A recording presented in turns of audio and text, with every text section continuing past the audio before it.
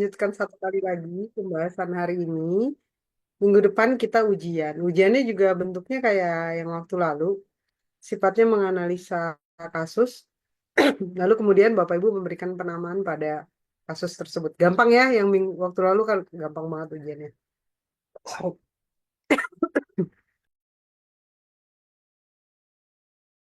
Nah, nanti juga ujiannya kayak gitu, bentuknya adalah esai. Jadi ya ada kasus, terus bahaslah kasus itu secara teoretik, karena kita sudah belajar teorinya. Baik, kita lanjutkan ya.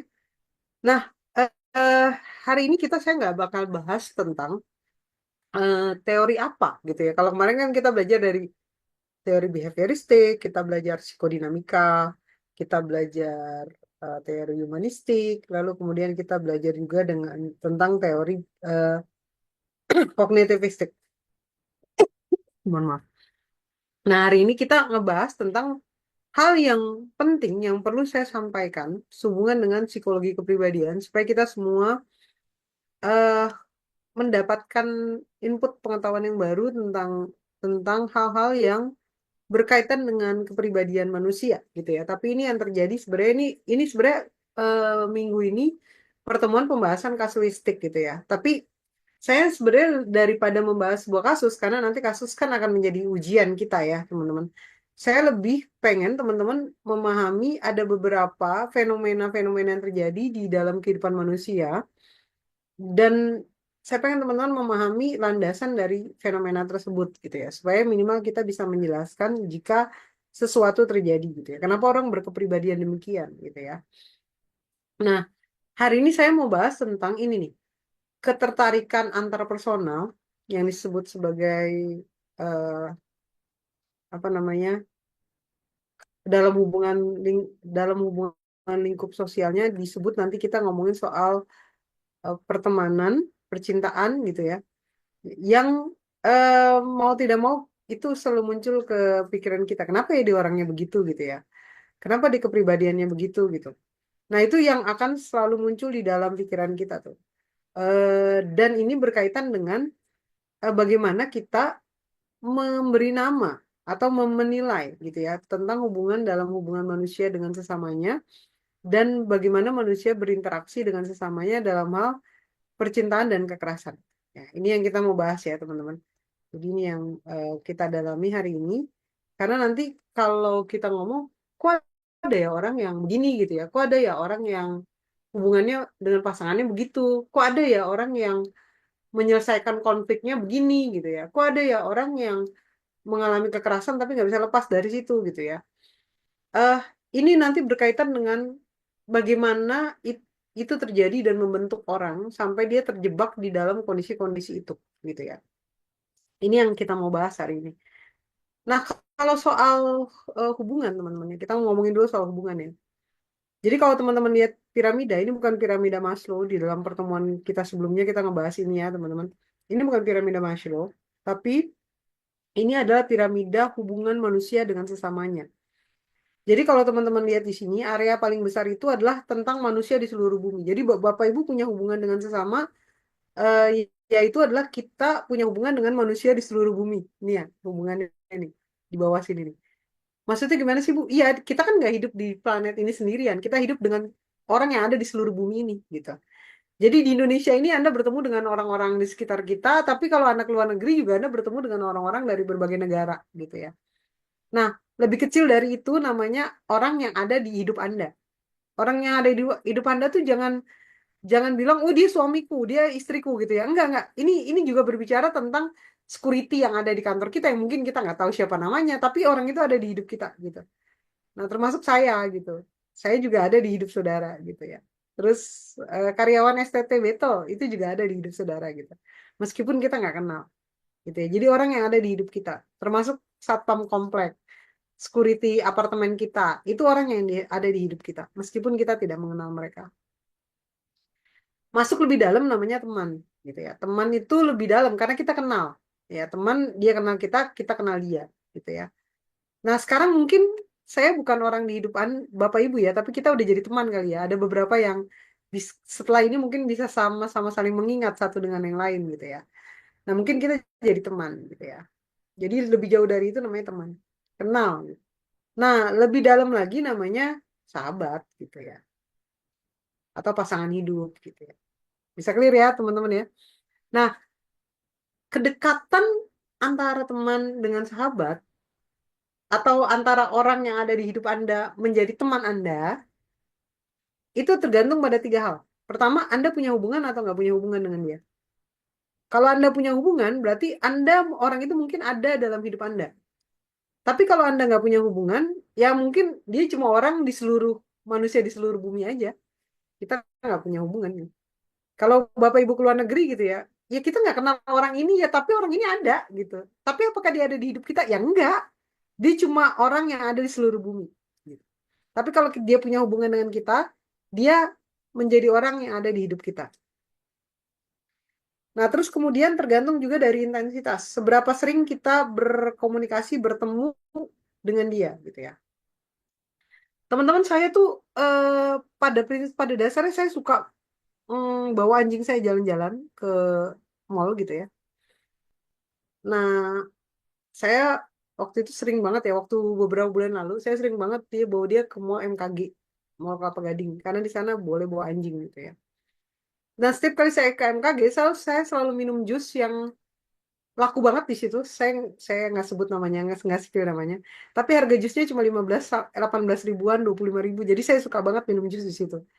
Nah, karena intensitas saya hampir setiap minggu ke sana waktu itu, maka tukang jusnya itu kenal. Jadinya tadinya tadinya dia cuma ada orang yang ada di hidup saya, jadi teman gitu. Jadi kenal gitu. Kak, mana si Mili gitu. Dia langsung tahu anjing saya, dia langsung tahu nama anjing saya, dia langsung nanya teman-teman saya, temennya yang dua lagi mana gitu ya. Akhirnya kita kenalan nama.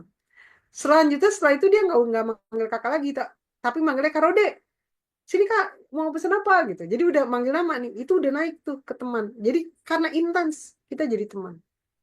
Termasuk teman-teman kuliah ini nih, ini intens ya, kita jadi teman gitu ya. Lalu tergantung juga dari kualitas hubungan.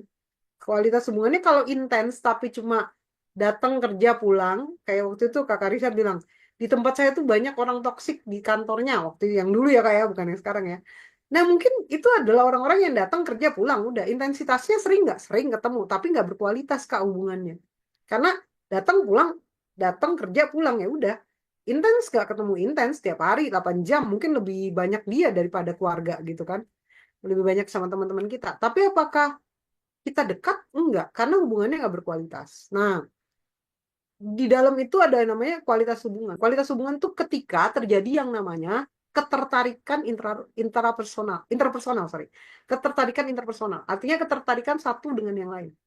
Teman-teman jangan pikirin ketertarikan ini berbicara soal cinta laki-laki dengan perempuan ya. Enggak. Ketika kita senang bersahabat dengan siapa, itu namanya juga ketertarikan interpersonal gitu. Kan kita nggak mungkin bersahabat dengan orang yang kita nggak suka. Atau ada yang kayak gitu ya, dikuat-kuatin ya. Karena nggak enakan, dia bilang aku sahabatnya, tapi sebenarnya dia bukan sahabatku. Makanya kita kayak jalan sama dia kayak menderita banget, kayak terpaksa banget ya Tuhan sebenarnya aku nggak suka sama orang ini gitu kan. Kan enggak ya, kita kan rata-rata bersahabat dengan orang-orang yang kita suka gitu ya. Makanya kita bersahabat gitu. Jadi hubungannya berkualitas, jauh lebih dalam gitu ya teman-teman bisa clear ya hubungannya kayak gitu. Nah, dalam ketertarikan interpersonal teman-teman kita memahami ini nih.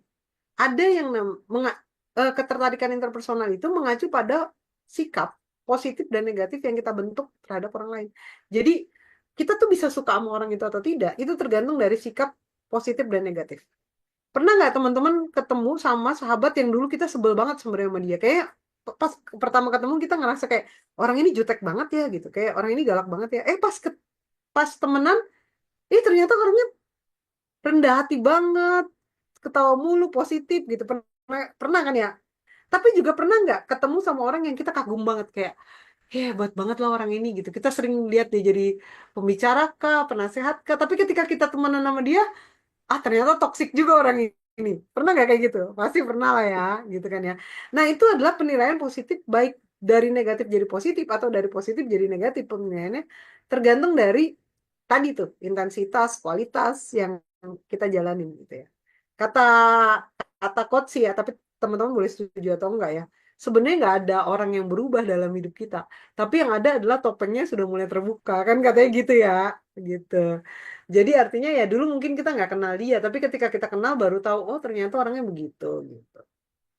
Nah itu yang membuat hubungan itu jadi berjalan atau tidak, gitu ya. Jadi sebenarnya eh, yang membuat kita bisa deket sama orang itu gimana sih? Ya tentu ada ketertarikan.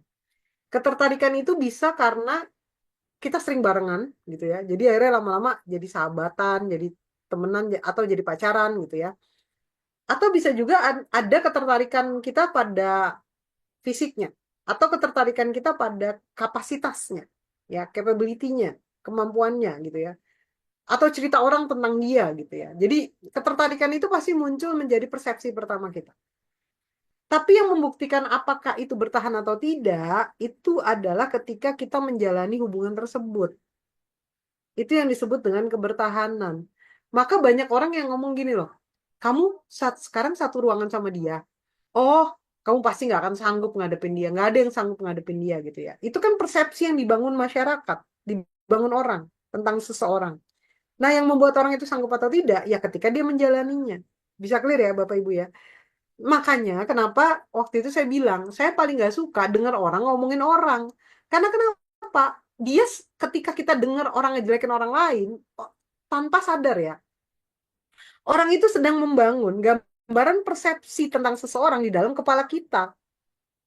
Contoh nih, saya nggak pernah kenal Kak Andre, gitu ya. Saya tahunya Kak Andre adalah ketua kelas di kelas saya. Lalu suatu ketika ada orang yang everyday Kak ngejelekin kakak ke saya gitu ya. Lama-lama bangunan itu terbangun loh. Nah ketika Kak Andre melakukan kesalahan yang sebenarnya nggak fatal, saya merasa bahwa kesalahan kakak itu adalah validasi pada apa yang orang lain ngomong tentang kakak. Nah ngeri kan? Gitu. Makanya ngeri banget yang namanya prasangka. Prasangka itu akhirnya membentuk gambaran kepribadian dalam otak orang lain tanpa adanya pembuktian. Ngeri ya? Prasangka itu adalah membangun ya gambaran kepribadian orang lain tanpa pembuktian. Kita nggak pernah bermasalah dengan orang itu, tapi kita bisa benci sama orang itu. Karena kenapa? Omongan orang lain, prasangka yang dimunculkan oleh orang lain. Gitu. Ini kan ngeri ya, gitu ya. Jadi hati-hati dengan ini. Dan kadang-kadang ketika kita sudah berprasangka negatif sama orang, apa yang bisa diterima otak kita adalah pembuktian negatif. Kayak gini nih gambarnya kayak gini teman-teman ya. Ini supaya kita sama-sama clear ya. Karena ini jahat nih sebenarnya. Kalau saya nggak jelasin ini jahat. Ini menjadi salah persepsi. Ada seorang, ada satu anak dicurigai hamil. Perutnya memang agak gede nih anak nih. Beberapa bulan agak gede dicurigai hamil. Lalu mulailah orang ngadu ke saya, Bu, ini kan hamil dia. Tiap pagi minta yang asem-asem. Sekarang dia lebih menyendiri. Kemarin pulang malam loh, nggak biasanya di pulang malam pelayanan. Kali ini dia pulang malam banget gitu. Prasangka itu dimunculkan tuh. Wah, kita kan membentuk pola pikir hamil nih di otak kita nih. Maka ketika saya ketemu dia, saya ngobrol sama dia, saya pesen itu kan, makan gitu. Aku mau jus yang asem-asem apa ya Kak? Mangga kali ya gitu. Nah, kita kayak, kayak checklist hamilnya itu ada gitu. Padahal setelah saya suruh dia periksa, dia tuh mengalami TBC di perutnya. Itu cairan yang cukup banyak ya di perutnya. Kenapa orang bisa berpersepsi demikian? Karena manusia itu ya, itu konformitas. Dia sangat gampang tergeser oleh pendapat banyak orang. Ini ya, hati-hati ini ya, teman-teman. Maka ini muncul. Jadi harus sudah berpikir negatif, ternyata itu misalnya adalah TBC di perutnya. Harus disedot. Cuma pertanyaannya gini, Kak. Yang paling jahatnya adalah begini. Ketika orang sudah menjelekkan orang lain ke saya, lalu kemudian saya kasih tahu kebenarannya bahwa dia tidak hamil, dia mengalami TBC perut. Apakah orang yang menjelekkan itu akan meluruskan kejelekan itu kepada orang yang pernah kepada orang yang pernah dikasih tahu soal kejelekan orang lain? Kan tidak. Bisa clear ya, teman-teman ya. Saya mencurigai Kak Karisa mencuri misalnya. Ternyata tidak terbukti yang mencuri Jumi. Apakah saya akan mengklarifikasi ke orang yang pernah saya cerita kalau Kak Clarissa nyuri? Kan enggak. Jahatnya itu. Ketika ketika prasangka buruk dilontarkan, prasangka itu tidak dikoreksi. Ngeri ya. Nah, makanya memang akhirnya itulah yang akhirnya menghancurkan seseorang gitu. Itulah kenapa saya tidak mau mendengar orang menjelekkan orang lain supaya tidak memunculkan prasangka yang akhirnya membentuk kepribadian di otak saya tentang orang itu. Akhirnya tidak terjadi ketertarikan interpersonal, padahal mungkin orangnya baik. Tapi karena sudah terlalu banyak yang ngejelekin dia, kita udah nggak tertarik duluan sama orang itu. Padahal mungkin nggak kita tertarik sama dia. Ini teman-teman jangan berpikir konteksnya menikah pacaran ya. Hubungan interpersonal loh. Bisa juga dengan teman kerja atau apa gitu ya. Gitu. Bisa nggak kita tertarik? Bisa. Tapi karena sudah terlalu banyak omongan buruk, maka kita bisa menilai buruk. Sekejam itu dunia ya. Ada orang masuk kerja, orang itu adalah orang yang sering banget orang nilai dia buruk dan ngomongin keburukan dia ke telinga kita. Kita mungkin sebenarnya mungkin kalau kita nggak pernah dengar kita bisa sahabatan sama dia. Tapi karena kita pernah dengar, kita jadi nggak suka sama dia. Gitu loh maksudnya. Gitu ya. Jadi memang itu kejam banget. Terus sekarang pertanyaannya gini, kalau orang membina hubungan dengan orang lain gitu ya. Kak, ini bukan soal pacaran ya, Kak. Tapi membina hubungan lah. Apa sih manfaatnya? Gitu. Apa kepentingannya kita eh, dalam hubungan dengan orang lain? Apa apa yang menarik yang bisa kita dapat? Pertama tentu dalam kita udah bahas ini juga di Maslow kemarin. Dalam perkembangan manusia sebagai manusia yang utuh, manusia itu memiliki kebutuhan kasih sayang. Jadi dalam membangun hubungan interpersonal, kita mendapatkan kasih sayang, love.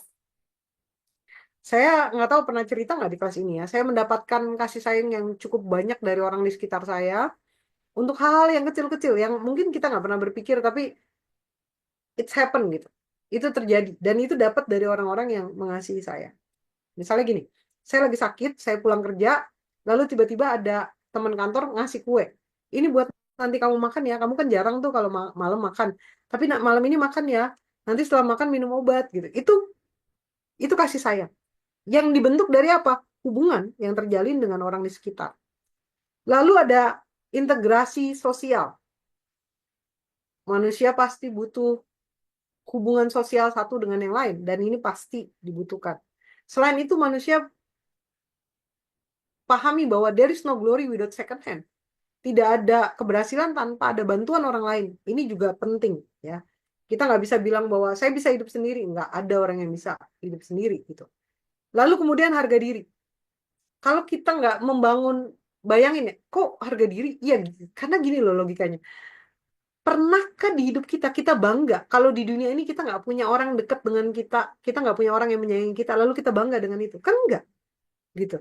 Kita tuh bangga ketika kita punya orang yang mencintai kita, banyak orang yang mengasihi kita. Itu kita bangga banget, kita bahagia banget mendapatkan itu, gitu. Itu adalah sebuah kebanggaan harga diri manusia ketika dia bisa dicintai, bisa berhubungan baik dengan orang di sekitarnya, gitu ya.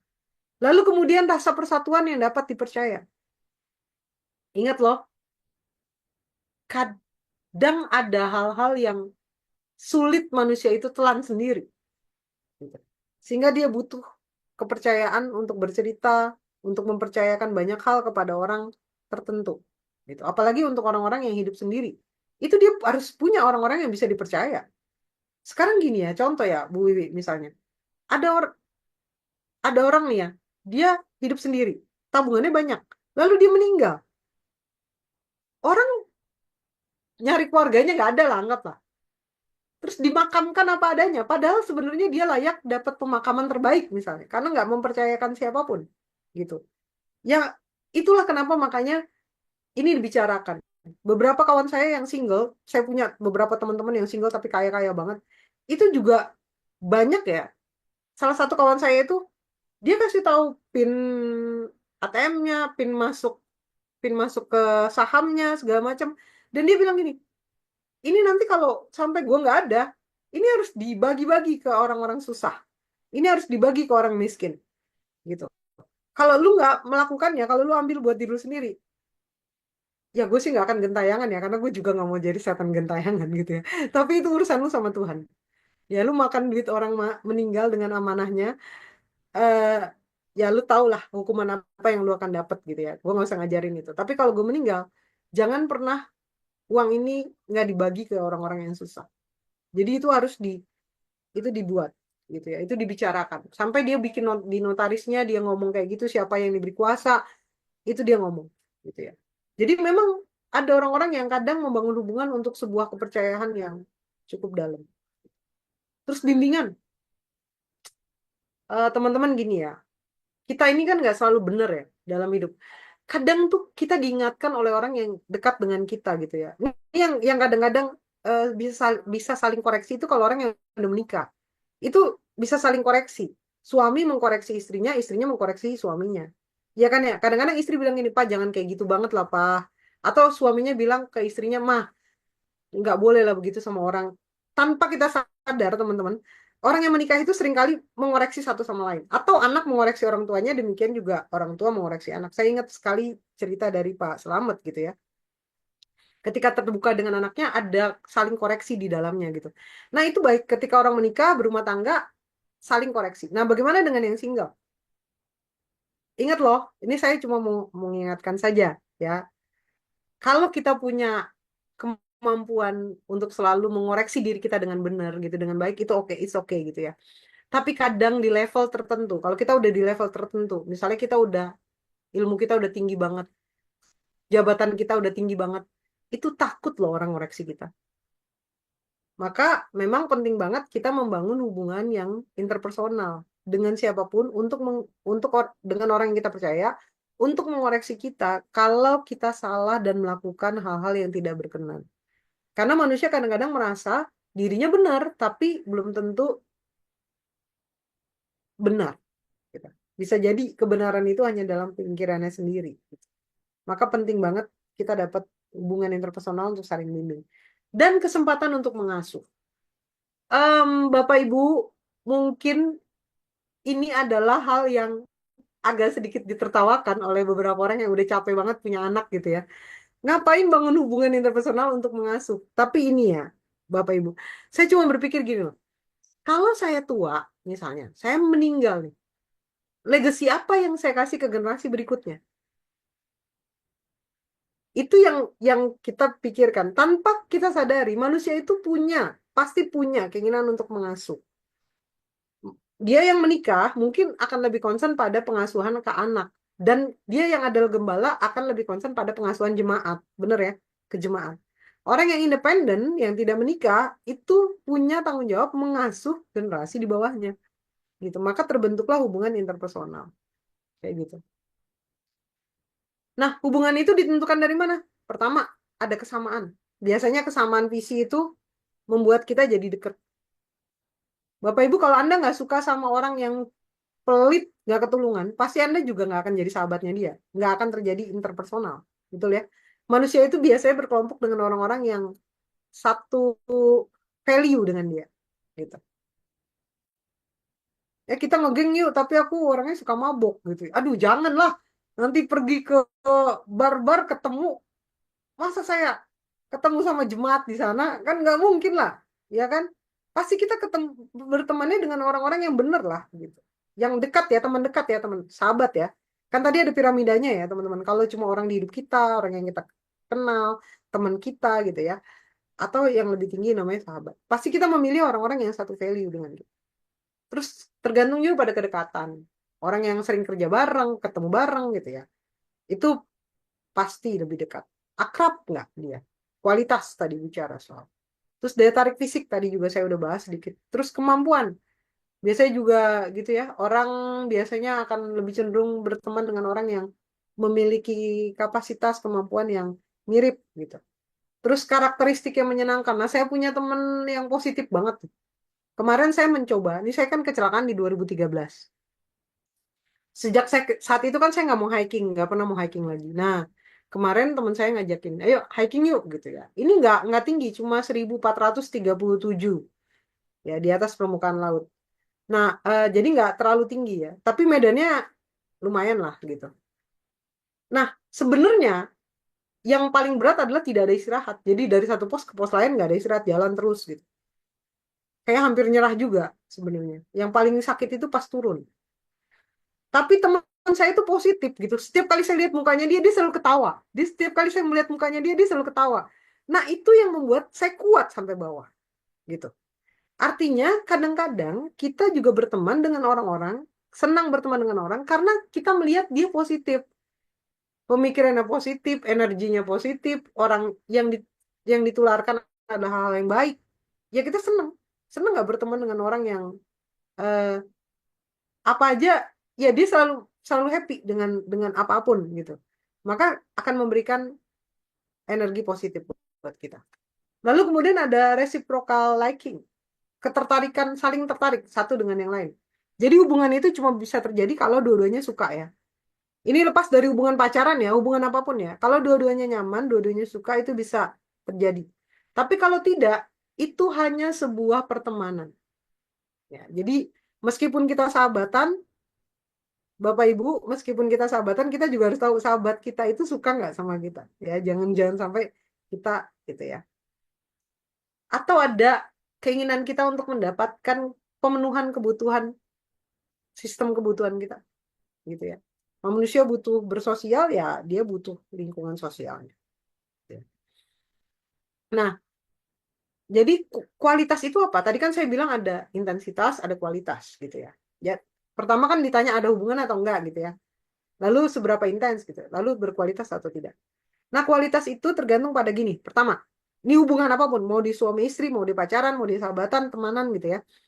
Pertama, cek deh, apakah di dalam hubungan itu Anda memiliki kebebasan menyikapkan informasi, pikiran, perasaan pada partner Anda, gitu ya, pada teman Anda. Punya kebebasan itu nggak, gitu ya.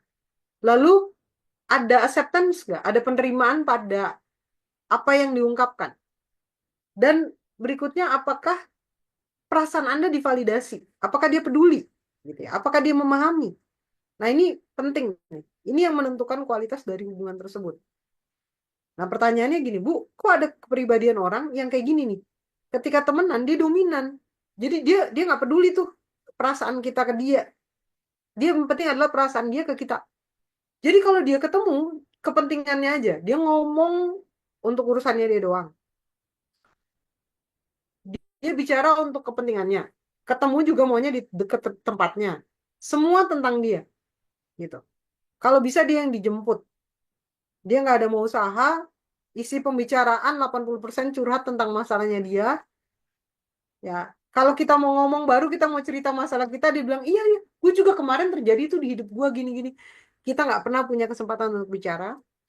Nah, hubungan apa itu? Itu hanya itu bukan hubungan ketertarikan interpersonal, karena ketertarikan itu ada liking di dalamnya. Itu adalah hanya hubungan transaksional.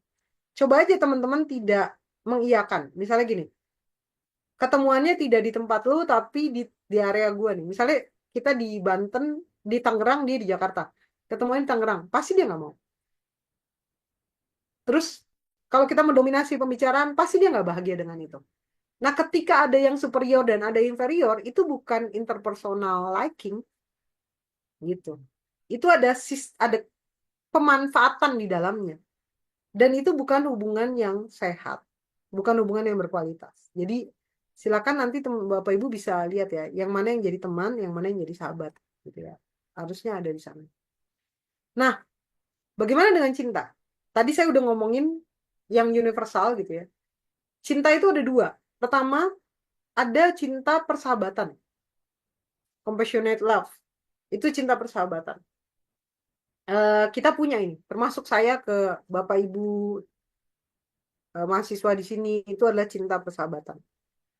Tapi ada yang namanya passionate love yang disebut dengan cinta birahi. Nah, ini yang kita mau bahas nih, lebih dalam, gitu ya. Jadi ada cinta birahi, yaitu adalah cinta antara laki-laki dan perempuan. Nah, Bapak Ibu, tadi saya sudah bahas panjang tentang cinta yang sifatnya umum. Sekarang kita turun ke cinta yang sifatnya passionate love ya. Jadi kalau dalam kekristenan biasanya disebut dengan eros gitu ya. Nah, kita mau ngomongin ini ke dalam tiga unsur. Jadi gini, ini sempat saya bahas karena waktu itu ada yang nanya kayaknya di kelas ini. Padahal saya sudah siapkan untuk materi terakhir. Jadi kita bahas bukan ngulang ya Bapak Ibu ya, ini lebih lengkap dari apa yang saya jelasin.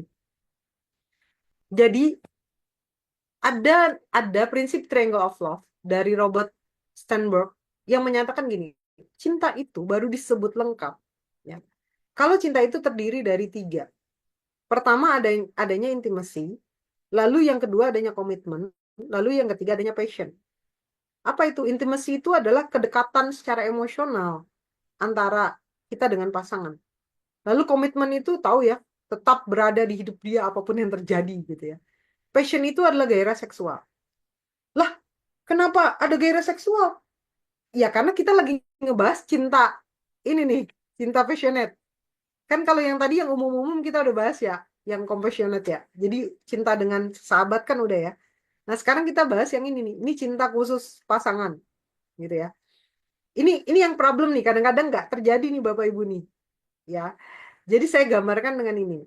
Jadi Steinberg Steinberg itu menggambarkan begini. Cinta yang sempurna itu ketika di dalam hubungan rumah tangga itu sampai sampai tua ya masih terpelihara komitmen. Ya udah pasti dong kan kita nggak cerai, kita masih hidup bersama. Kalau sakit istrinya ya nggak saya tinggalin. Kalau suami saya sakit saya urus gitu kan ya. Pertanyaannya komitmen ada nggak? Ada pasti. Yang kedua intimasi nggak? Masih intim nggak? Masih ngobrol? Masih nonton bareng? Masih pijit-pijitin? Suaminya pijitin istrinya kalau capek, istrinya masih nanya, papi mau dibikinin kopi kah? Atau apakah? Masih manggil sayang? Masih manggil cinta? Masih pergi liburan bareng? Masih pegangan tangan? Itu yang disebut dengan intimasi. Loh, pegangan tangan itu kan perilaku seksual, Bu. Iya, kalau masih pacaran perilaku seksual. Ketika pegangan tangan, gemeteran kita nih. Ini namanya perilaku seksual. Tapi kalau sudah menikah, orang yang tidur barengan pelukan pun belum tentu melakukan hubungan seks. Betul ya? Nah, ketika sudah menikah, pegangan tangan itu intimasi. Itu bagian dari emosional. Ada suami istri yang bilang begini ke saya tuh nggak bisa pergi kalau nggak bawa istri saya. Ini bukan urusan seksual ya, tapi saya nggak bisa tidur kalau saya nggak nyentuh istri saya. Jadi minimal kaki saya nyentuh kaki dia, atau tangan saya pegangan tangan sama dia. Itu intimasi, itu bukan seks, bukan passion. Itu bukan gairah seksual. Ingat ya, kalau pacaran mungkin iya, ya ke arah sana gitu ya. Kan gairah seksual itu kan nggak langsung berhubungan seks kan, dari hal yang perilaku seksual dulu, yang kecil gitu ya.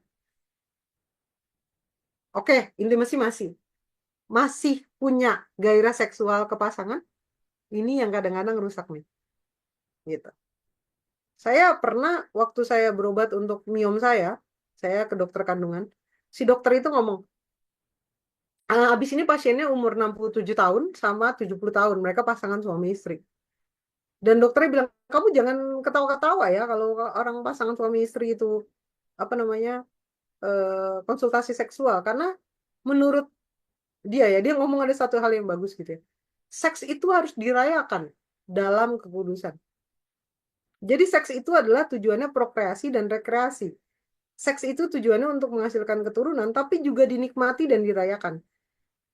Inilah yang dimaksud gitu. Jadi ketika kehilangan passion ini dicari. Sebab kalau nggak dicari, jangan sampai salah satu masih ingin, salah satu udah bilang begini, udahlah Ki, kita udah tua, udahlah, ngapain sih kayak gitu. Tapi yang satu masih pengen, akhirnya terjadilah perselingkuhan. Gitu. Jadi memang ini harus dibenarkan. Itu teori dari Steinberg. Jadi gini, Steinberg bilang ya, cinta yang sempurna itu mengandung tiga unsur ini yang tetap terpelihara dengan baik. Nah sekarang bagaimana kalau cuma ada intimasi? Kalau cuma ada intimasi namanya liking. Balik tuh, kalau liking pasti teman-teman masih ingat yang tadi tuh, interpersonal liking. Kalau cuma ada intimasi, ya itu cuma hubungan persaudaraan, hubungan persahabatan nih. Saya sahabatan sama Bu Wiwi, kita sering ngobrol. Bu Wiwi kalau kalau saya lagi sedih, Bu Wiwi peluk saya, Bu Wiwi pupuk. Udahlah, Bu Rode sabar. Itu intimasi. Nggak ada passion di dalamnya. Dan nggak ada komitmen. Kalau seandainya saya kenapa-napa ya bukan berarti Bu Wiwi yang wajib bertanggung jawab sama saya. Kan enggak. Tapi apa hubungan kita? Kita cuma intimasi aja sebagai seorang sahabat. Gitu. Makanya disebut liking. Nah, kalau passion itu gairah seksual. Gitu. Itu gairah seksual. Ini ya, lihat ya. Dan kalau ada cuma komitmen doang, jadi kalau jalanin hubungan cuma liking, cuma intimacy doang, namanya persahabatan. Ya, liking aja, suka aja, gitu ya. Tapi kalau seks doang, ya itu namanya gairah, gitu, gelora yang membara, birahi. Tapi kalau cuma komitmen doang, itu cinta yang kosong. Karena komitmen doang ini, yang penting kita nggak cerai ya. Karena kalau cerai, saya dipecat jadi pejabat GBI. Udah, nggak pernah ngomong, nggak pernah ngobrol, nggak pernah nyentuh, nggak pernah berhubungan seksual, nggak pernah intimasi juga. Yang penting kita masih suami istri. Itu cinta yang kosong. Jadi ini udah pasti salah nih, tiga-tiganya. Kalau cuma satu komponen. Ini cuma satu doang ini salah, ini juga salah, ini juga salah. Kalau cuma satu. Nah, bagaimana kalau dua? Kalau dua misalnya passion sama intimacy. Memang disebutnya romantic love, tapi saya gambarkan kayak gini ya. Kalau passion sama intimacy doang. Ya, passion sama intimacy. Dia punya selingkuhan. Udah, dia datengin selingkuhannya untuk sayang-sayangan, manja-manjaan, berhubungan seksual. Habis itu pulang. Nggak ada tanggung jawab di sana. Karena tanggung jawab berbicara tentang komitmen. Bisa clear ya? Apakah itu benar? Tentu salah. Sama juga dengan pernikahan. Ada nggak pernikahan yang isinya cuma passion dan intimasi? Ada. Gitu. Suaminya datang ke dia cuma untuk seks doang. Ketika udah enggak, ya udah pergi entah kemana, melalang buana. Terus yang berikutnya ada yang namanya intimasi dan komitmen. Ini juga sebenarnya bagus ya. Tapi hubungan ini sebenarnya kan bagus ya. Intimasi nih, woi dekat gitu ngobrol, sayang-sayangan gitu ya, peluk, cium gitu ya. Lalu kemudian berkomitmen, bagus dong. Ketika tidak ada seksual, itu seperti orang yang bekerja sama membangun rumah tangga doang gitu. Yang tadi saya cerita tuh. Kemungkinan terburuknya apa? Kalau salah satu masih menginginkan, akan terjadi perselingkuhan. Kadang-kadang mereka nggak berani ngomong. Ada orang yang sudah menikah nih, yang satu tidur yang udah tua, yang menikah udah tua lah. Mereka udah sama-sama tua. Yang satu tidur di kamar, yang satu tidur ruang tamu gitu ya. Nggak ada bonding di antara keduanya. Nah, kalau salah satu masih menginginkan seksual tapi tidak berani ngomong karena ngerasa kayak antar kalau ngomong jadi ditolak malu lah atau apalah. Akhirnya terjadi perselingkuhan yang nggak ada yang tahu itu terjadi gitu. Maka passion juga harus dibicarakan. Tapi bagaimana dengan passion dan komitmen doang? Cinta yang bodoh disebut ya. Kalau passion dan komitmen doang, jadi nggak ada intimasi ini. Itu sama dengan orang yang gini, dia kasih istrinya. Kalau ini agak sedikit beda dengan ini ya. Kalau ini kan datang cuma untuk seksual doang, tapi nggak bertanggung jawab sama istrinya, nggak bertanggung jawab sama pasangannya gitu ya. Kalau ini nggak dicukupi kebutuhannya, ya, dia mau belanja apa aja ada, ya. Tapi suaminya nggak pernah pilotok, nggak pernah ngobrol, nggak pernah mengungkapkan pendapat, nggak pernah berperan di dalam rumah tangganya, dan hanya datang ke istrinya untuk berhubungan seksual. Beda dengan ini ya. Kalau ini nggak ada, kayak sakit ya udahlah, ya lu tanggung sendiri lah sakit mah. Kalau ini masih ngurus, masih bayarin apa-apa. Tapi nggak ada keintiman, kosong, kering gitu. Itu yang namanya hidup bersama dan tinggal bersama itu berbeda. Tinggal bersama tuh kalau yang cuma ada kayak gini nih, ini tinggal bersama doang, tapi nggak hidup bersama. Bisa jadi kayak satu sarapan langsung pergi, yang satu sarapan kapan? Yang nggak belum tentu ngomong seharian. Ngomongnya kalau mau berhubungan aja, tapi ada di rumah itu setiap hari. Gitu. Maka sebisa mungkin, cinta yang sempurna adalah cinta yang lengkap. Antara intimacy, passion, dan komitmen. Kira-kira gitu ya. Nah sekarang Bapak Ibu bagaimana dengan konflik? Penyelesaian konflik. Ya, nanti Bapak Ibu boleh pikirin ya, kenapa ada orang kepribadiannya begini ya. Karena memang nggak semua orang itu ketika menikah berpasangan itu sama. Jadi ada orang yang menilai ini karena kepribadian masing-masing ya. Ada orang yang menganggap figur dan latarnya berbeda-beda. Ada orang yang menganggap figurnya adalah misalnya mencukupi kebutuhan istrinya, tapi latarnya adalah kasih sayang. Tapi sedangkan istri menganggap figur itu yang paling utama itu kasih sayang, yang lainnya baru kecukupan, gitu. Nah, ketika terjadi perbedaan, maka terjadi keributan. Saya coba jelaskan kepada Bapak Ibu, ketika manusia itu mengalami masalah, ya.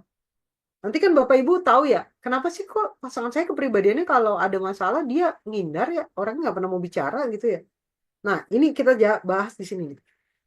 Bapak Ibu lihat matriks ini ya. Ketika ada orang punya masalah, itu ada orang yang menyelesaikannya secara aktif, ada orang yang menyelesaikannya secara pasif. Ada orang yang menyelesaikannya secara konstruktif, tapi ada orang juga yang menyelesaikannya secara destruktif atau menghancurkan. Gitu ya. Nah, kita lihat dulu Bapak Ibu, kalau misalnya ada orang, nah saya coba bagi ini jadi kuadrannya ke bawah sini. Bapak Ibu bisa lihat ini ya. Nanti ada penjelasannya di sini. Kita lihat dulu kayak gini. Destruktif itu Bapak Ibu tahu ya, destruktif itu menghancurkannya. Konstruktif itu membangun. Ya. Jadi yang bagus itu kan aktif dan membangun gitu ya. Nah, ada orang yang ketika ada masalah, dia itu aktif dan membangun. Nah, dia akan melakukan voice. Apa itu voice? Voice itu bicara. Saya nggak suka nih kalau kamu kayak gini nih. Gitu. Kamu kalau misalnya menilai saya, boleh nggak gini ya? Kayak kemarin tuh ya, Pi. Aku nggak suka kalau kamu ngomong kayak gini. Masakan kamu selalu asin terus ya gitu. Itu saya nggak suka loh. Kalau hari itu kamu makan masakan saya yang asin, ya kamu ngomong aja yang asin hari itu gitu. Jangan ngomong asin terus ya. Karena kalau asin terus tuh saya ngerasa masakan saya selama 20 tahun saya nikah sama kamu itu nggak pernah ada yang enak gitu. Jadi mungkin bicaranya akan jauh lebih baik nggak gitu gitu. Kamu tuh sering ngecewain ya gitu. Bisa nggak Pi jangan ngomong kamu kamu ngecewain sering ngecewain gitu. Ya aku ngerti hari itu aku ngecewain kamu tapi ya kamu ngomong aja untuk hari itu gitu. Karena kan nggak selalu aku ngecewain kamu. Kamu juga sering kok ngecewain aku gitu. Tapi aku nggak pernah kan ngomong kamu selalu ngecewainnya. Aku cuma bilang kamu datang telat ini ngecewain aku loh. Karena aku ngomong konteksnya hari itu. Misalnya. Jadi ini adalah pembicaraan-pembicaraan yang orang eh, mau bicara. Ya Bapak Ibu lebih ahli lah ya kalau soal ini saya nggak usah ngajarin gimana bervoice. Nah, tapi ada orang yang ketika punya masalah dia itu aktif, tapi aktifnya itu destruktif. Apa itu? Exit, cerai lah, dia pisah gitu. Aktif dia ketika ada masalah dia nggak mendem dia keluar. Oh, tapi keluarnya bukan membangun tapi menghancurkan. Jadi gini, kalau pasif itu lebih mendem ya, lebih mendem nih ke dalam nih. Kalau aktif itu keluar, dia ngomong. Tapi ada aktif yang konstruktif, ngomong gitu, apa yang dia nggak suka. Ada aktif yang destruktif, langsung pergi, ngancurin. Udah cerai. Enak ya kalau bisa bercerai gitu ya. Nanti gak, habis cerai, kawin lagi, ganti lagi gitu ya. Terus cerai lagi, ganti lagi, sampai ketemu yang cocok gitu. Enak banget kalau kayak gitu ya. Tapi masalahnya dalam kekristenan kan nggak begitu gitu. Di dalam kekristenan pernikahan itu harus dibina dalam rasa tanggung jawab yang penuh. Itulah kenapa rasanya ya aktif dan destruktif bukan menjadi pilihan gitu. Harusnya aktif konstruktif gitu. Nah, sekarang bagaimana dengan yang pasif? Yang ke dalam nih. Kalau pasif konstruktif itu dia loyalty. Jadi kalau ketika ada suaminya nggak menyenangkan ya udah didiem aja, terima aja, udahlah, terima aja, nggak ngomong tapi ya udah jalanin aja hubungan itu. Istrinya cerewet banget ya udahlah nikmatin aja lah emang ini pasangan paling cocok sama saya kali. Kalau pulang ngomel-ngomel ya udahlah anggap aja tambahan kerjaan gitu ya. Dinikmati aja. Tapi dia nggak pernah mau ngomong apa yang dia nggak suka gitu ya. Nikmatin aja. Bagus juga sih kayak gini ya. Tapi saya takutnya lama-lama meledak. Nah, ketika meledak ini yang bahaya. Kalau pas ledakan itu Kak Karlita, nggak ada orang lain, aman, nggak kena cipratan. Kalau ada orang lain ini nih, emang suami kamu begini, seandainya kamu nikah sama saya, wah, ini ngeri, ngeri. Kak, dalam dunia ini tuh banyak banget yang namanya selingkuh orang-orang yang sama-sama punya pasangan. Lah, kalau sama-sama punya pasangan mah ngapain selingkuh? Lah kan gimana ya? Kalau selingkuh ya jangan sama orang yang sudah nikah juga lah. Selingkuh sama orang yang single lah. Enggak, justru dia lakukan itu. Karena kalau selingkuh sama orang-orang yang sama-sama punya pasangan, nggak akan ketahuan. Karena sama-sama jaga. Kalau dia selingkuhnya sama yang single, itu cemburu yang single itu gede banget itu. Dan ketika dia bongkar, dia nggak punya kartu asnya yang single. Tapi kalau sama-sama punya pasangan, ketika dia bongkar, dia juga punya kartu asnya. Dan ketika dia bilang, kamu nanti aja teleponnya aku lagi sama suamiku. Oh ya, aku juga lagi sama istriku ya. Kan equal kan? Sama-sama. Gitu. Jadi jangan dianggap remeh loh ini. Jadi nggak, kalau mau milih ini ya nggak apa-apa, tapi jangan sampai meledak ya. Dan ingat loh, ledakannya jangan sama orang lain. Nah itu bahaya. Ini nih yang kadang-kadang. Kadang-kadang gitu. Udahlah sabar-sabarin aja lah ya, diamin aja lah. Akhirnya orang 25 tahun menikah cerai juga. Kan kita kaget kan banyak artis yang udah 25 tahun menikah cerai. Ya karena ini didiemin gitu. Tunggu, tunggu, tunggu, tunggu sampai ada orang yang bilang, kamu cantik loh sebenarnya. Cuma kamu nggak dihargain aja. Ya, bahaya kan gini kan. Aku kalau punya suami kayak kamu, aku pasti bangga banget. Suamiku ya Tuhan kerjaannya mukul tiap hari. Orang nggak bersyukur ya punya suami kayak kamu. Hmm, hati-hati. Makanya dibicarakan. Karena gini, kalau ada yang ada kuku yang panjang di jari kita, kan yang dipotong kukunya, bukan jarinya yang dipotong. Gitu. Benerin gitu. Jadi kadang-kadang memang harus bicara. Nah, ada juga yang sifatnya destruktif, tapi pasif. Apa ini? Ngabain. Pernah nggak dengar kayak gini? Gue mah terserah dia mau ngapain kayak, dia mau punya selingkuhan kayak mau 20, 30 di depan nggak apa-apa, yang penting nih duit. Yang penting duit lancar. Pernah nggak dengar kayak gitu? Ini model-model ini. Udah nggak peduli, udah namanya mati rasa Kak Sorta gitu. Jadi kayak udahlah ya, bahkan kayaknya suaminya bawa cewek pulang ke rumah juga dia nggak peduli. Gitu. Hmm. Kawan saya cerita gitu ya. Ini dia punya temen gitu ya. Temennya itu pas dia main ke rumah temennya ya, lagi ngobrol-ngobrol sama mamanya, papanya pulang, bawa cewek naik ke lantai 2 di kamarnya. Ini siapa gitu tanya kan ke teman saya nanya ke temennya. Itu selingkuhan bapak gua udah biasa itu mah, udah. Gitu. Terus malu gimana perasaannya? Ada dalam mati rasa dia mah gitu. Destruktif tuh, gitu. Memang bagian sini bagus ya, sabar gitu, sabar. Udahlah terima aja, bagus. Memang akan membangun hubungan. Tapi ingat, jangan sampai meledak. Ya, itu aja. Tapi kalau ini udah nggak ada rasa. Nggak apa-apa, bapak lu mau kemana kek, nggak apa-apa. Yang penting transfer lah. Yang penting ada duit lah. Dan sifatnya kadang-kadang lebih ke menghindar ya. Menghindar tuh kayak nggak mau ngomong aja, jadi nggak mau ngebahas. Udahlah, jangan dibahas. Udah nggak penting. Gitu. Yang ini nih, kayak itu kan. Kayak avoid. Gitu. Itu adalah sifat-sifat yang muncul di pasangan kita ya, Bapak Ibu. Orang-orang yang berpasangan juga gitu ya.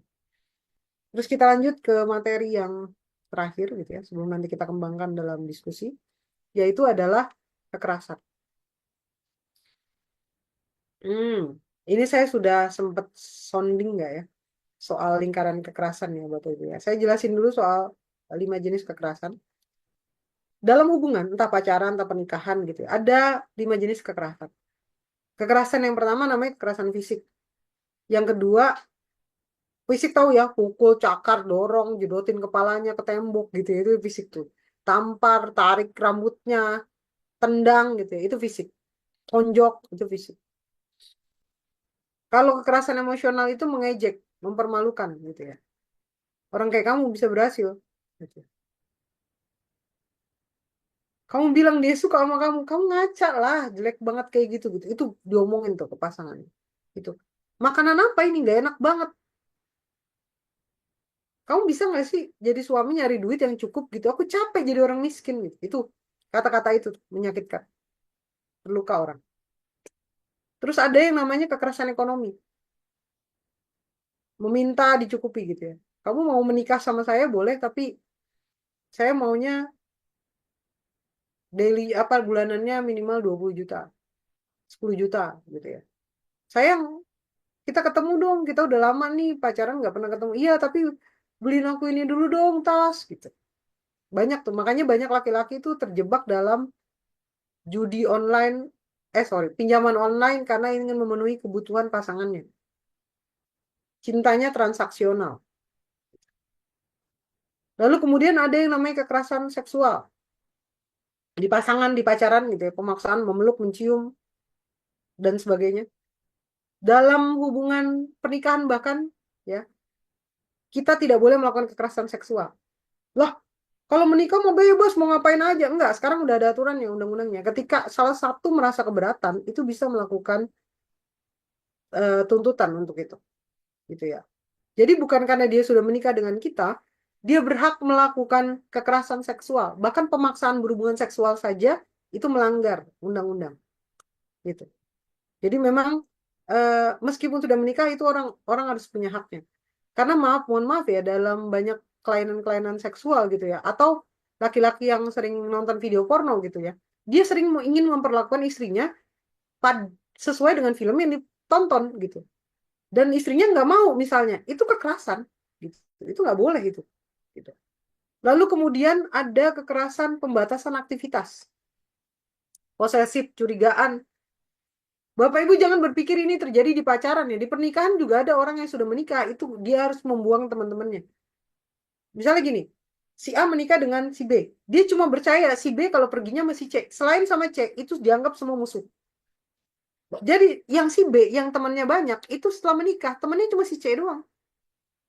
Sedangkan sebenarnya si C tidak menganggap si B itu sahabat. Balik ke yang tadi tuh. Menderita banget ya.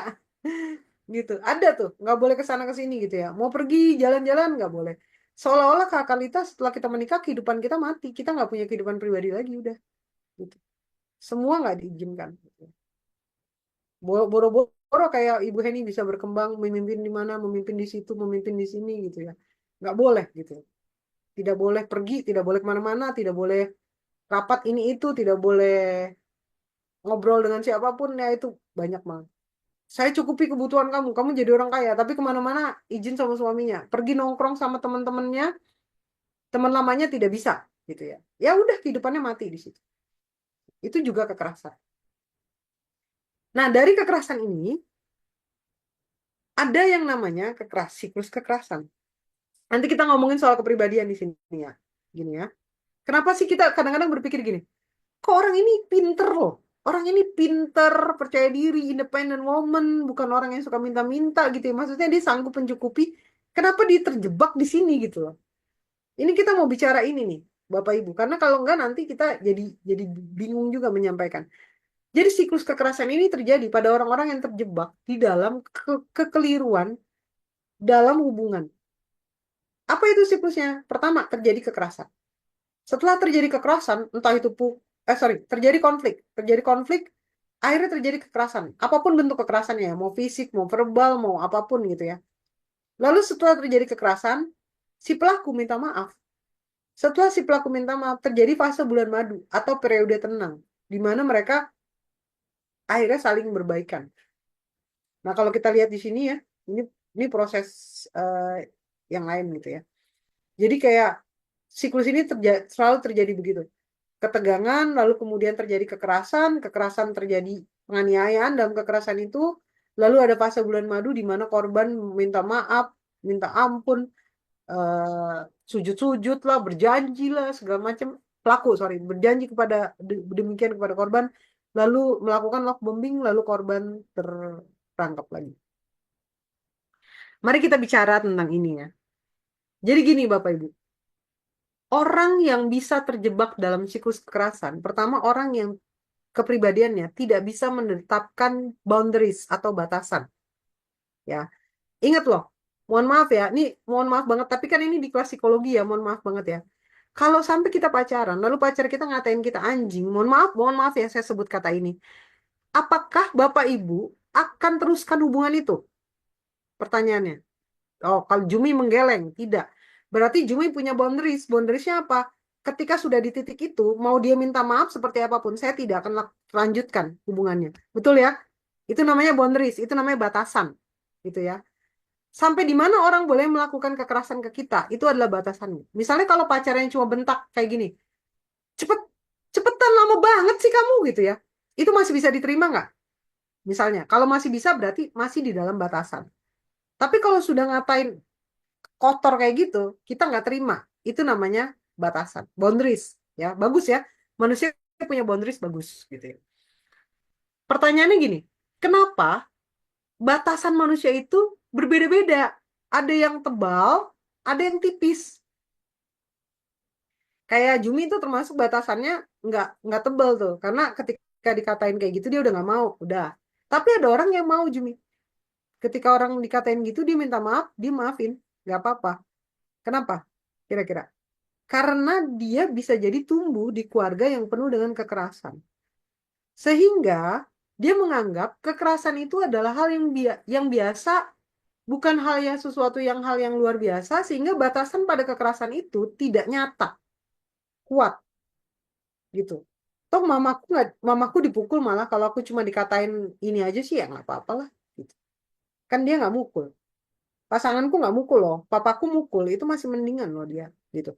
Kita nggak netapin batasan itu. Bisa clear ya? Jadi bisa itu, karena dia nggak bertumbuh di dalam keluarga yang mengajarkan kasih, kebaikan, cinta satu sama lain. Yang kedua, ya ini yang kedua nih, bisa jadi karena kurangnya kasih sayang yang diterima dari keluarga. Kenapa seorang papa itu harus menyayangi anak perempuannya supaya anaknya tidak meminta kasih sayang dari orang lain. Ketika kurangnya kasih sayang, maka ingat loh, pelaku kekerasan itu selalu melakukan love bombing di awal. Love bombing itu apa? Memberikan hujan cinta sebanyak-banyaknya. Jumi nih nggak pernah nih diajak jalan-jalan ke luar negeri sama pasangan-pasangan sebelumnya, tapi dengan yang ini dia lakukan. Kamu ulang tahun biasanya pacar-pacar kamu sebelumnya cuma kasih kamu kipas angin, rice cooker, kayak ini ya, door prize ya. Tapi pasangan kamu yang ini kasih kamu emas, kasih kamu kasih kamu barang-barang mewah gitu ya. Wih, lama-lama kita merasa gini loh, nggak ada loh orang yang sayang sama aku seperti dia. Nah, bahaya banget loh. Hati-hati loh ketika, dan ini seringkali diomongin juga oleh orang-orang pelaku. Pelaku akan ngomong gitu, kamu boleh cari di dunia ini nggak akan ada orang yang sayang sama kamu seperti aku sayang sama kamu. Iya, betul, betul, betul. Karena itu adalah itu adalah penjebakan. Karena nanti dia juga akan melakukan kejahatan yang belum pernah dilakukan orang lain ke kita. Jadi nggak pernah orang sebaik ini ke aku, tapi belum pernah juga orang sejahat ini ke aku.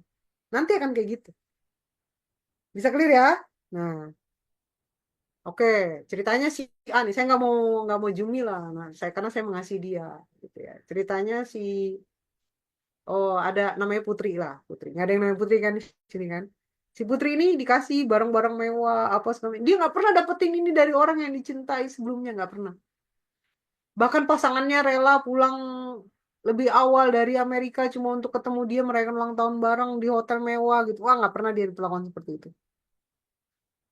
Nah, ketika si cewek ini udah mulai, si Putri ini udah mulai melakukan perlawanan, entah cewek kan kadang-kadang ngambek, tidak menyenangkan ya.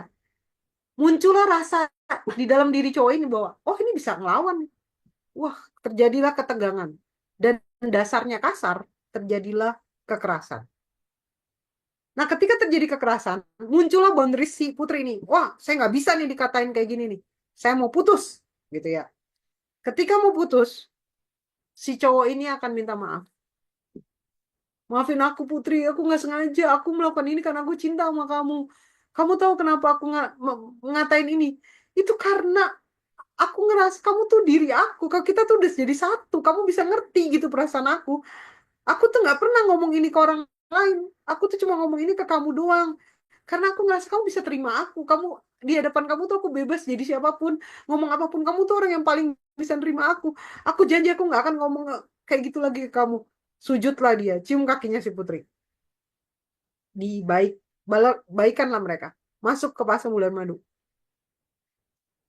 Tanya ke Putri, Put, ngapain kamu baikan sama orang kayak gitu? Dia bukan cuma ngatain kamu loh waktu itu, dia sampai dorong kamu loh.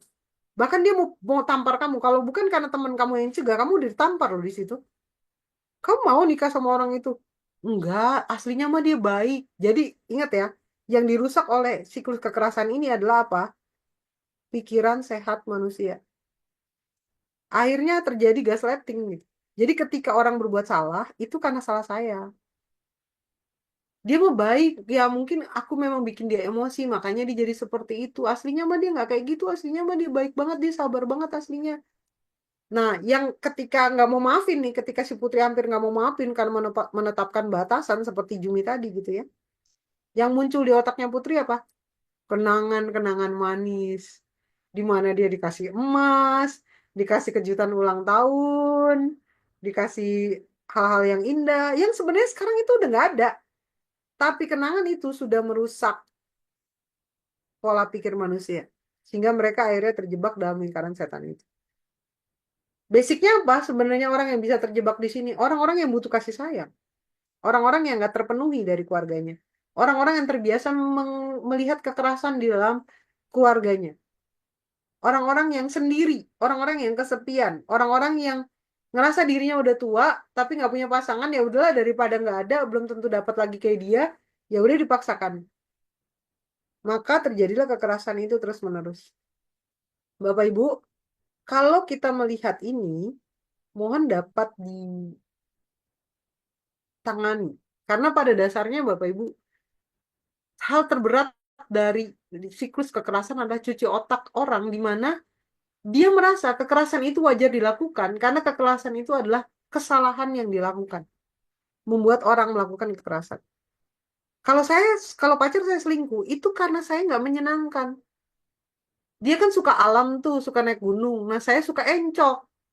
Makanya akhirnya saya nggak bisa nemenin dia. Dia pergi sama orang lain. Jadilah dia pacaran sama orang itu.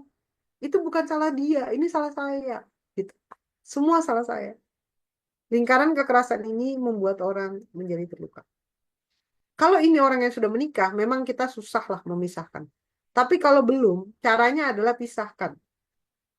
Pisahkan. Pisahkan apa? Tempat. Karena ketika orang masih bersama, dia tidak akan pernah menyadari betapa bodohnya dia. Orang-orang yang mengalami toxic relationship, ya kan ini namanya toxic relationship ya, baru bisa menyadari ketoksikan pasangannya setelah mereka pisah. Kalau masih di dalam kontrol dari pasangannya, ingat ya, keyword di sini adalah kontrol, kuasa. Kalau masih dalam kuasa pasangannya, dia nggak akan pernah bisa menyadari kebodohannya. Gitu. Mungkin dia nangis-nangis sekarang nggak apa-apa. Suatu saat dia akan bersyukur bisa lepas dari kondisi ini. Kira-kira gitu ya. Jadi kalau misalnya Bu Wiwi, kok ada ya anak remaja saya kepribadiannya begitu ya, padahal dia pinter banget, tapi kok pacaran menderita kayak gitu ya. Bu Wiwi, ini dia lagi sakit, Bu. Lagi di kondisi yang berat. Dia butuh pertolongan. Bu, ada satu anak kita dulu. Kalau ke gereja nggak pernah main handphone, Bu. Gitu.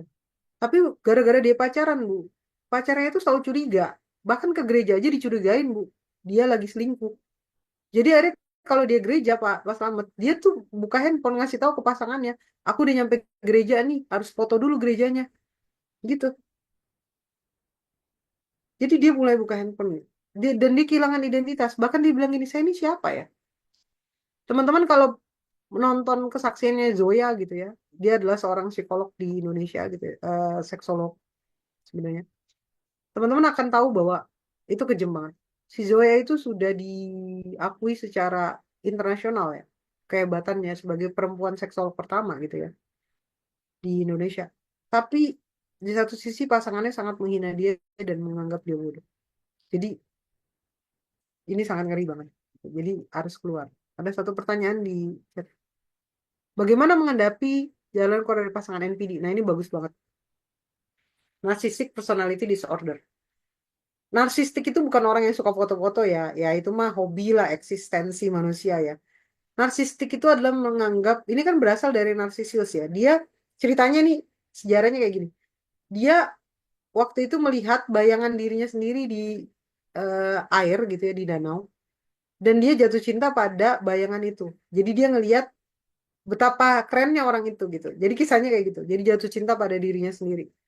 Narsistik itu menganggap dirinya paling hebat, paling luar biasa. Orang yang narsis ini jarang banget mengakui kehebatan orang lain. Dalam hubungan dia selalu mengambil kontrol buat buat hubungan itu.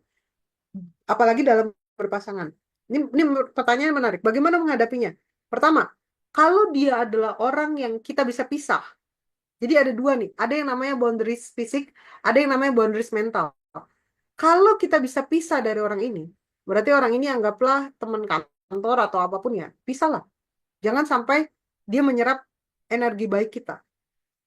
Tapi kalau nggak bisa, entah itu dia keluarga kita kah, papa mama kita lah, atau suami kita, atau dia istri kita gitu ya, maka tetapkanlah boundaries mental. Boundaries mental itu gini, kalau si narsistik itu katain kita, ya kamu kan orang bodoh gitu ya, ya udah jangan pernah menganggap bener kata-katanya dia. Kita harus punya boundaries mental, langsung tetapkan batasan mental bahwa ini orang sakit. Jadi apa yang diomongin juga orang sakit. Kayak ada anak kecil, gimana sih anak kecil yang ngomong dia nggak ngerti apa yang diomongin gitu. Apa kita ambil hati kan enggak gitu ya. Waktu itu saya ketemu anak kecil dia bilang gini, tante tante kok hidungnya kayak jambu gitu ya. Saya nggak terluka, ya biasa aja gitu. Namanya juga anak kecil gitu. Ya udah tetapkanlah boundaries itu, tetapkan batasan mental itu. Usahakan tidak terlalu banyak berbicara dan berdebat dengan narsistik gitu. Karena kita nggak akan menang. Ketika dia ngamuk-ngamuk, marah-marah, jangan ikuti ngamuknya. Karena kita pasti akan kalah. Jadi usahakanlah berinteraksi seminimal mungkin ketika kita punya keluarga atau pasangan yang narsistik. Ini pembahasannya panjang sih, tergantung tingkatannya ya. Tapi kira-kira kayak gitu. Kalau nggak bisa netapin batasan fisik, tetapkan batasan mental. Hmm. Kameko mau nanya, Kameko. Bu, jenanya Bu. Iya, Ini Bu, Ibu tadi kan bahas mengenai ini Bu ya. Ada namanya perselingkuhan, kekerasan dalam rumah tangga dan sebagainya. Sebenarnya kan saya juga ya beberapa bulan yang lalu sih Bu ada yang sharing juga ke saya Bu. Ya kan. Dan itu dia alami sendiri sih. Cuma kita rame-rame sih, rame-rame. Betulan dan dia tiba-tiba terbuka dalam ngobrol-ngobrol itu. Dia menceritakan bahwa suaminya itu selingkuh, Bu. Selingkuh. Nah, intinya pada saat mama dari pihak istrinya yang udah meninggal, mama papa yang udah meninggal, barulah diungkap perselingkuhan suaminya selama ini kepada pihak keluarganya dia, pihak keluarga suami, dan juga kepada anaknya juga. Karena anaknya kebetulan sudah SMP SMA semua, Bu. Nah, sebenarnya kan saya sebenarnya juga, apakah Anda happy? Enggak, cuma ya mungkin ada ketakutan, Bu ya. Ada ketakutan aib itu atau masalah ini membuat jadi beban pikiran bagi pihak papa mamanya dia lah dari sang istri lah ya. Sampai sekarang pun dia belum bercerai ya kan karena dia orang Kristen.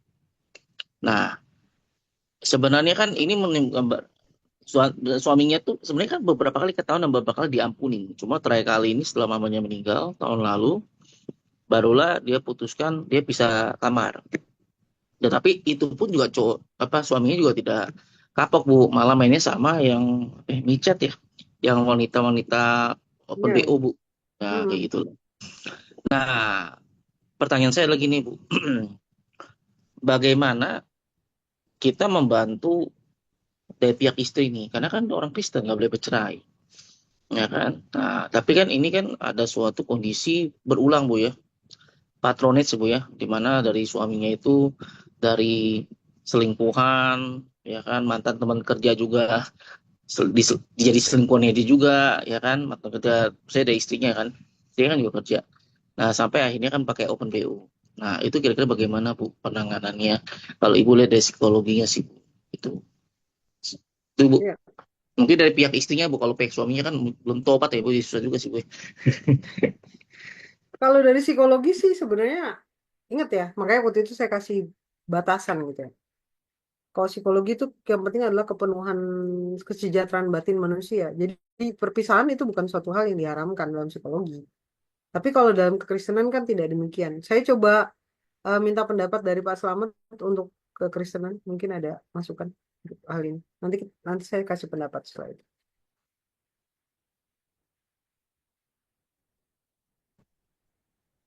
Yang pendapat yang sisi apanya, Bu?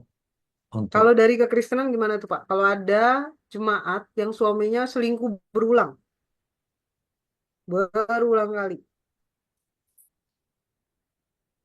um, nggak tobat-tobat gitu. Apakah boleh pisah nih? ya, kalau menurut firman Tuhan bertarak, Bu. Hmm. Jadi saya sama istri sih sering menyarankan bertarak ya. Tapi tujuan bertarak adalah untuk recovery ya. Untuk pertobatan, recovery, dan juga pemulihan hubungan. Nah, ada tujuan yang mau dicapai. Nah, nanti ada satu periode, nanti kita akan panggil, kita akan evaluasi. Tapi itu juga kita maintain ada uh, waktu-waktu secara berkala kita akan monitor terus Bu untuk udah baca firman terus tahapannya sampai di mana gitu. Tapi ada satu yang memang kekeh berpisah malah pihak perempuannya persis yang seperti ini. Tapi perempuannya ini. Tapi kalau di tempat kami kasuistik memang yang perempuan yang memulai lebih dulu seperti itu. Ya yang seperti Ibu cerita itu ngambekan dan ada terus kalau apa namanya transaksional. Jadi setiap kali ngamuk dulu dikasih eh, perhiasan terus terserahlah lu mau ngapain gitu. Jadi bebas. Jadi ini sesuatu yang tidak sehat. Saya udah menyatakan waktu itu seperti itu tapi ya akhirnya seperti layang-layang Bu, akhirnya lepas juga. Saya ada satu yang rasa gagal satu itu. Satu yang kedua. Ini yang kedua ini yang terakhir perempuannya yang video callan gitu ketangkap basah. Nah, diusir karena lepas kontrol ya yang laki-laki. Diusir sampai sekarang dan surat-surat dibawa semua sama pihak perempuan biasa kalau laki-laki kalau udah percaya kan semua dokumen dia dipercayakan untuk disimpan gitu. Itu sih saya ada satu selama pengembalaan 15 tahun ini ada dua yang gagal seperti itu. Baik yang laki-laki ataupun yang perempuan. Tapi yang lain terselamatkan sih. Ada sekarang bergabung sama salah satu gereja di Cengkareng. Besar hati. Saya aja, mohon maaf ya, saya aja gagal. Gagal waktu terima keadaan itu saya ngamuk harusnya diceraiin. Kenapa? Karena si suami ini aktif dalam pelayanan, bahkan sampai ke luar negeri, sampai di pemain musik. Tapi saking sibuknya ini, eh, istrinya ini selingkuh sampai hamil. Dia ngaku kalau dia melakukan saat kamu keluar kota atau keluar negeri gitu. Dan eh, dia si suami itu bilang kamu nggak boleh gugurin, kamu nggak boleh melakukan dosa lagi suruh bertobat. Sampai hari ini dia masih utuh. Saya sampai bilang, wah, kalau saya mungkin nggak sanggup ya pada posisi itu. Tapi saya melihat ini fakta. Tapi akhirnya dia nggak pelayanan bersama saya. Nah, mungkin waktu tahun 2010 sampai 14 lah. Tapi setelah itu dia pada kasus waktu itu dia memang izin untuk fokus ngurusin keluarga dan saya menyarankan, udahlah kamu kalau bisa sabbatical fokus untuk ini. Tapi saya lihat laki-laki ini hatinya luar biasa. Dia tidak menceraikan, dia tetap menerima istri yang berselingkuh sampai punya anak. Itu Bu. Terima kasih. Baik. Jadi memang untuk beberapa kasus ini, pertama, eh kesadaran untuk datang dibina itu harusnya dimiliki oleh kedua pasangan. Sama gitu ya. Jadi kalau misalnya suaminya nggak mau, ya akan sangat susah perbaikan ini, gitu ya. Artinya dia dia pun sendiri tidak menganggap dirinya salah. Istrinya mau dibina, tapi suaminya tidak, gitu ya. Itu juga jadi masalah. Jadi pastikan dulu keduanya mau untuk masuk ke dalam pembinaan untuk memperbaiki hubungan rumah tangga yang salah ini, gitu. Nah, tapi kalau misalnya seandainya suaminya tidak mau, saya nggak ngomongin soal benar salah di dalam kebenaran ya, Bapak Ibu. Jadi saya cuma mau ngomong gini, kalau di psikologi Bapak Ibu nggak bahagia ya Anda boleh berpisah gitu ya. Karena pada prinsipnya adalah kebahagiaan batin manusia gitu. Makanya saya nggak bisa bilang ini sebagai hal yang bisa diikuti 100%. Tapi kalau misalnya dalam kekristenan, firman ya firman, kebenaran ya kebenaran. Terus kemudian si ibu bilang, kalau begitu menderitalah saya seumur hidup. Ya memang konsekuensi dari kesalahan memilih sesuatu adalah sebuah penderitaan. Itu sudah pasti. Gitu ya, salah milih makanan sakit 1 hari, menderita 1 hari. Salah potong rambut, menderita 3 bulan. Salah nggak belajar dengan sungguh-sungguh, menderita 1 tahun karena nggak naik kelas. Salah pilih pasangan hidup, menderita seumur hidup. Salah pilih juru selamat, menderita selama-lamanya. Itu adalah kesalahan-kesalahan yang memang kita lakukan gitu. Itulah kenapa nggak gampang orang menikah. Cuma karena usianya sudah tua gitu ya. Jadi menikah dengan siapa aja nggak apa-apa lah. Kalau itu menurunkan kualitas kita dan akhirnya menurunkan kecintaan kita kepada Tuhan, itu nggak bisa dipaksakan juga seperti itu. Nah, eh, yang bisa kita lakukan adalah menguatkan si ibu ini, si perempuan ini. Karena gini, kita tidak mungkin gereja membilang gini, Bu, tinggalkan saja suami ibu, lalu kemudian tidak perlu berumah tangga lagi dengan dia. Yang pasti dilakukan oleh dalam kekristenan adalah kita mengajarkan untuk kuat, berdoa dengan sungguh-sungguh, mukjizat terjadi dan pada akhirnya akan kembali ke kita entah kapan. Eh, ini sebenarnya bukan suatu hal yang mudah untuk dilewati, benar, teman-teman. Memang setiap manusia memikul salibnya masing-masing. Yang tidak menikah pun ada salibnya, yang menikah juga punya salibnya sendiri, gitu ya. Tapi ingatlah bahwa apapun yang kita lakukan dan itu masih di dalam trek kebenaran, apa yang kita lakukan itu akan membawa kita pada kekekalan. Itu gambarannya kayak gini loh. Kita mau dikasih rumah besar, mewah gitu ya. Tapi ada sebuah syarat. Syaratnya adalah kita dipukul 2 detik aja kita dipukul. Kira-kira kita mau nggak gitu? Nah, terus kemudian kita mau lakukan.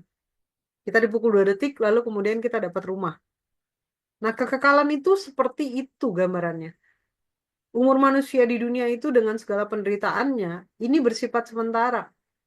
Kalau dibandingkan dengan kekekalan yang kita punya di surga, itu seperti 2 detik dan dapat rumah gitu. Itu kayak gitu gambarannya.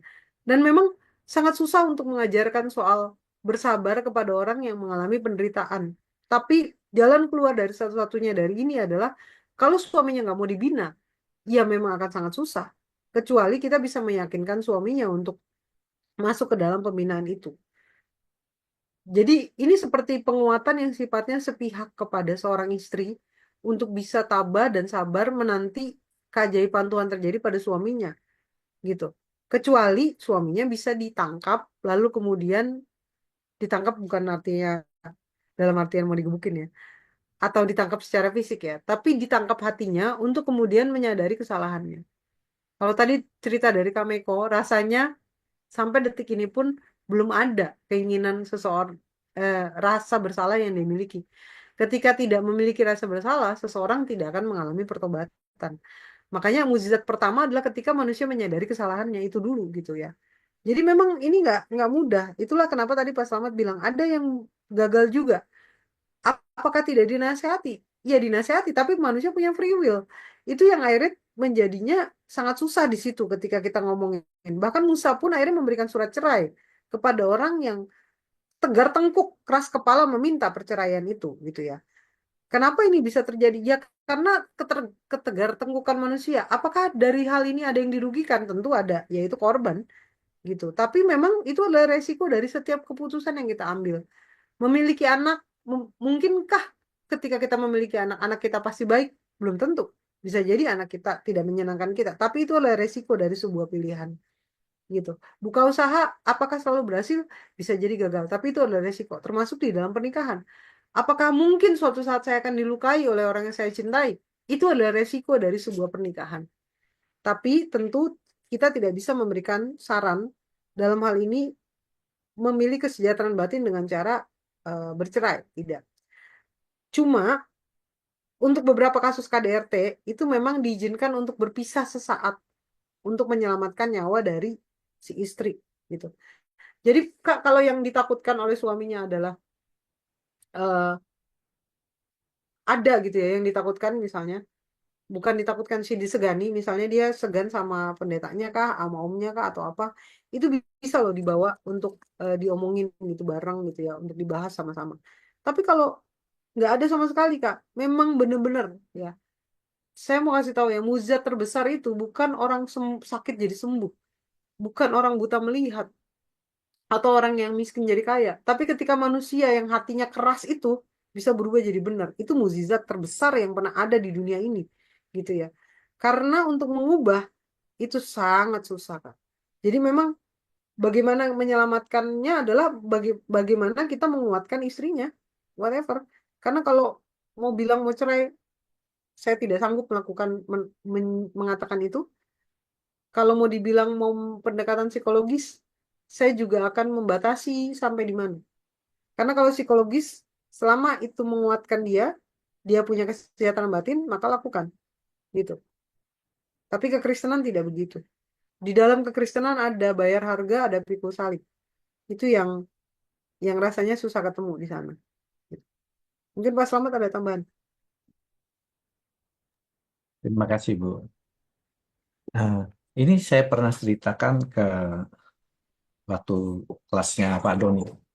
Eh, ada satu yang kami layani rutin. Nah, besok Sabtu juga kami melayani keluarga ini.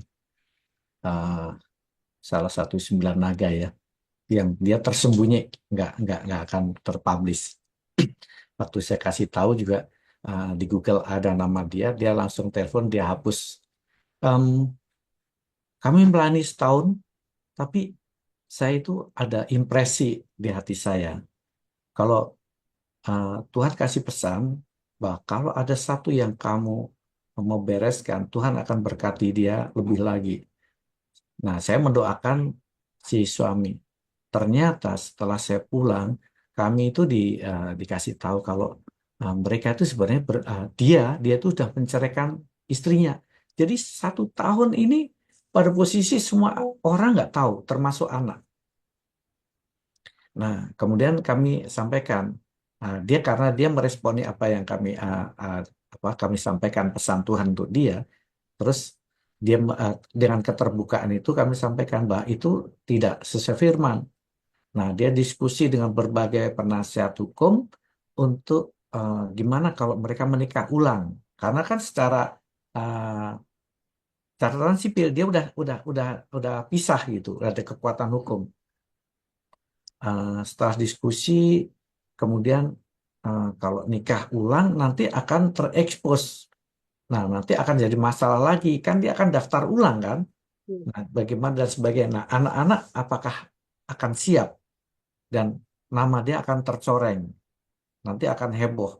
Akan jadi konsumsi publik dan tentunya akan berdampak juga pada saham-saham yang dia miliki akan jatuh gitu. Karena itu kan sebuah apa namanya kayak semacam skandal gitu kan. Nah, nasihatnya ya saya bersyukur karena istri di samping konsultan pajak juga ada ngerti soal pernikahan keluarga tentang hukum ya. Jadi akhirnya konsultasi sama eh, pihak GBI yang keluarga Pak Dwijo ya. Nah, akhirnya kembali ke kami dan kami sarankan untuk coba ajukan PK. Alasannya, kami sudah menyadarkan, Bu, seperti yang Ibu sampaikan, bahwa dua-duanya sadar bahwa apa yang mereka lakukan adalah karena konflik yang tidak diselesaikan dan si pihak laki-laki suami adalah memiliki kekerasan hati sehingga menceraikan tanpa sepengetahuan. Nah, jadi masih satu kamar, satu tempat tidur, tapi tinggal selama 1 tahun. Dan istri juga nggak tahu statusnya kalau dia udah dicerai. Baru tahu setelah saya sampaikan pesan Tuhan itu. Nah, akhirnya singkat cerita mengajukan PK dari sisi pihak panitanya. Nah, waktu diminta saksi ahli, saya menyampaikan mungkin kalau sama-sama perempuan lebih baik saya ajukan kandidatnya adalah istri saya, Ibu Heni. Dan dia udah biasa sebagai apa namanya kuasa hukum di pengadilan pajak. Jadi tentunya secara ininya lebih enak. Singkat cerita sudah diajukan Dan eh, MA itu memanggil secara khusus untuk didengar pendapat ahlinya. Menurut firman Tuhan bagaimana? Kenapa kamu seperti ini? Terus akhirnya dua-duanya ditanya, Bu. Jadi dalam mediasi itu ditanya, bagaimana? Sadar kalau yang mereka lakukan tidak sesuai firman. Mereka ngaku salah, terus pihak yang suami juga sadar bahwa dia yang lakukan adalah salah. Dan dia berbesar hati jika memang memungkinkan, ya dibatalkan. Dan ini Hakim MA ini dia menyatakan bahwa kasus ini adalah satu-satunya di Indonesia sepengetahuan dia. Orang yang sudah cerai bisa mengajukan PK dan perceraiannya itu dibatalkan. Jadi dia statusnya pulih lagi. Jadi setelah selesai, ya kami doakan, kami teguhkan pernikahan kembali. Dan sampai hari ini sangat-sangat diberkati. Gitu. Makasih. Ya, baik, puji Tuhan ya. Jadi memang banyak banget cara ya, makanya sharing pengalaman itu memang penting ya, Pak. Jadi artinya pengetahuan di luar dari firman gitu ya, memahami kebenaran secara teologis, tapi juga memahami beberapa hukum-hukum, itu juga sangat mendorong gitu ya, menolong kita. Eh, Kira-kira gitu ya. Baik, terima kasih Pak. Bapak Ibu, kita akan ujian di minggu depan. Ujiannya tadi saya sudah sharing gitu ya, mengenai analisa kasus. Bapak Ibu boleh analisa lalu kemudian jawab secara teoritik mengapa demikian gitu ya. Nanti untuk ujian saya seperti biasa akan kasih linknya ke ketua kelas. Ketua kelas bisa isi lalu kemudian ketua kelas bisa sharing lalu kemudian teman-teman boleh isi dan boleh mengerjakan ujiannya selama mata kuliah kita. Jadi kalau 1,5 jam, 1 jam 40 menit ya. Di jam 6 sampai jam 19.40 gitu ya di minggu depan. Baik, teman-teman, karena ini adalah pertemuan terakhir kita, maka saya tidak akan meminta ketua kelas untuk menunjuk yang berdoa. Secara khusus saya akan berdoa untuk Bapak Ibu, teman-teman semua, supaya kita semua bisa saling erat hubungannya satu dengan yang lain. Dan kalau kemudian nanti suatu ketika kita bertemu, kita tetap saling mengasihi satu dengan yang lain. Ya, mari kita berdoa. Bapak kami bersyukur di ujung dari perkuliahan kami berterima kasih untuk tuntunan Tuhan, pimpinan Tuhan. Selama ini Tuhan, terima kasih banyak karena Tuhan sudah memberikan kelas yang aktif ini Tuhan, kelas yang mencintai Tuhan, kelas yang mengikuti pelajaran dengan sangat baik Tuhan. Kami bersyukur biarlah Tuhan memakai seluruh mahasiswa di kelas ini Tuhan, menjadi kepanjangan tangan Tuhan untuk memberkati orang-orang yang mereka temui, yang mereka layani, memberkati keluarga mereka juga Tuhan.